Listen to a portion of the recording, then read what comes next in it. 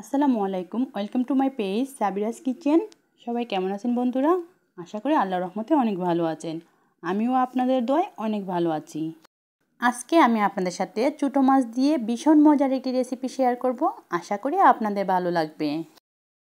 সবগুলো ছোটো মাছ কাটা হয়ে গিয়েছে, এবার মাছগুলোকে ভালো করে ধুয়ে নিব।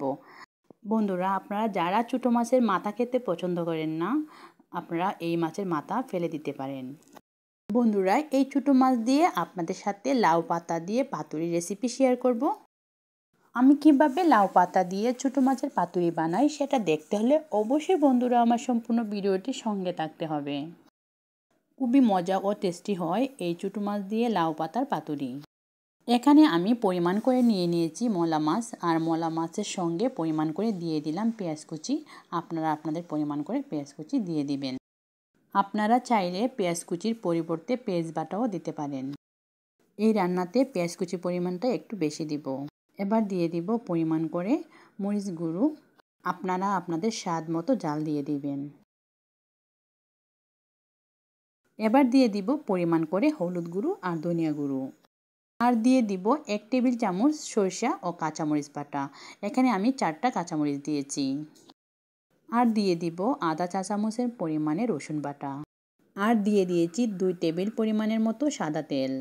দিয়ে দিব স্বাদ মতো লবণ। সবগুলো উপকরণ দিয়ে দিয়েছি।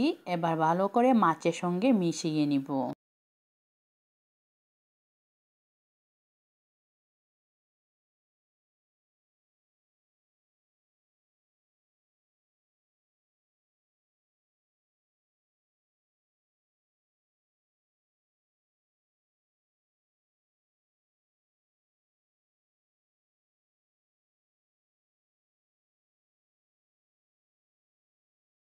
সবগুলো উপকরণ মাছের সঙ্গে ভালো করে মিশিয়ে নিয়েছি। এবার এর উপর সরিষার তেল দিয়ে দিব আরও 1 টেবিল চামচের মতো, দিয়ে ঢাকনা দিয়ে ঢেকে রেখে দিব 20 মিনিটের মতো। এবার বন্ধুরা সরিষার তেল দিয়ে দিয়েছি, দিয়ে ঢাকনা দিয়ে ঢেকে রেখে দিব। আর এখন আমি আমার নিজের লাগানো ছোট্ট লাউ গাছ থেকে 7টা পাতা নিয়ে আসবো। লাউ গাছটা কিন্তু বন্ধুরা বেশি বড় হয় নাই, তো ভাবলাম আগে খেয়ে নিই, তারপর দেখা যাবে কি হয়। বন্ধুরা, লাউ গাছের লাউ পাতাগুলো দেখে আমি লোভ সামলাতে পারি নাই, এর জন্য ওকে বলেছি ছোটো মাছ নিয়ে আসার জন্য। তো ভাবলাম ছোটো মাছ দিয়ে পাতুরি খাবো। দেখেন বন্ধুরা, আমার গাছের পাতাগুলো কত সুন্দর। 20 মিনিট পর চলে আসলাম। এবার প্লেটটি উঠিয়ে এর মধ্যে আরেকটি উপকরণ মিশাবো। বন্ধুরা, মাছ থেকে সরিষার অনেক মজার গন্ধ বের হচ্ছে, মনে হচ্ছে এখনই খেয়ে নিই, কিন্তু বন্ধুরা কাঁচা মাছ তো আর খেতে পারবো না, এর জন্য রান্না করতে হবে। শেষে ছোটো মাছের মধ্যে ধনিয়া পাতা কুচি আর কাঁচামরিচ ফালি করে দিয়ে দিলাম। এবার এগুলোকে আবারও হাত দিয়ে মাখিয়ে নিব।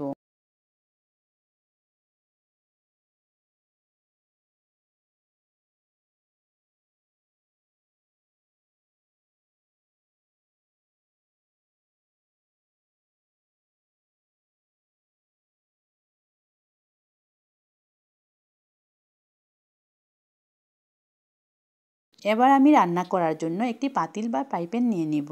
তো ফ্রাইপ্যানের মধ্যে আমি পাতাগুলো বিছিয়ে দিব। নিচের দিকে আমি 4টা লাউ পাতা দিয়ে দিব, আর উপরে 3টে পাতা দিব।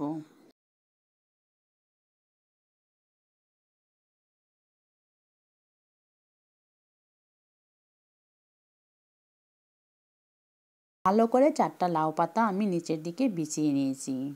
এবার আমি এর মধ্যখানে মশলায় মেখে রাখা মাছগুলো দিয়ে দিব।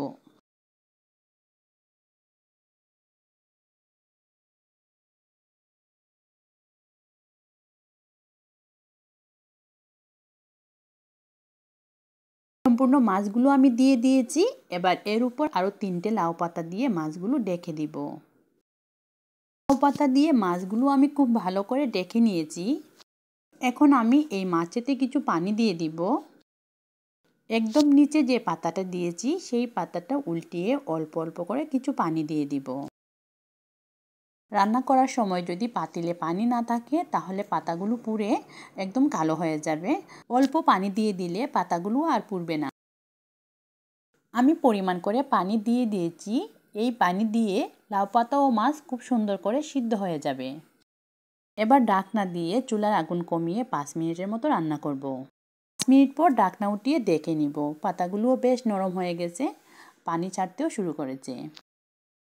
আরও 5 মিনিট কম আগুনে রান্না করে নিয়েছি। পাতুরিটি কিন্তু আমার তৈরি হয়ে গেছে। এবার নামিয়ে পরিবেশন করে নিব। বন্ধুরা, এইভাবে তৈরি করে নিলাম লাউ পাতা দিয়ে ছোটো মাছের পাতুরি। বন্ধুরা, লাউ পাতাগুলোও নরম হয়ে গেছে, মাছগুলোও খুব সুন্দর করে সিদ্ধ হয়ে গেছে। বন্ধুরা, আপনারা যারা এখনও লাউ পাতা দিয়ে ছোটো মাছের পাতুরি খান না, অবশ্যই বাসায় একবার হলেও এইভাবে ট্রাই করে দেখবেন। আশা করি আপনাদেরও অনেক ভালো লাগবে। এর মতো এখানে বিদায় নিলাম। সবাই ভালো থাকবেন, শুনবেন, আমাদের জন্য দোয়া করবেন। আর যদি বন্ধুরা আমার এই ভিডিওটি আপনাদের কাছে একটু ভালো লেগে থাকে, প্লিজ একটি লাইক ও কমেন্ট করে যাবেন। আর যারা এখনও আমার চ্যানেলটি সাবস্ক্রাইব করেন নাই, প্লিজ বন্ধুরা আমার চ্যানেলটি সাবস্ক্রাইব করে নেবেন আর পাশে থাকা বেল আইকনটি অবশ্যই বাজিয়ে দিবেন। আসসালামু আলাইকুম।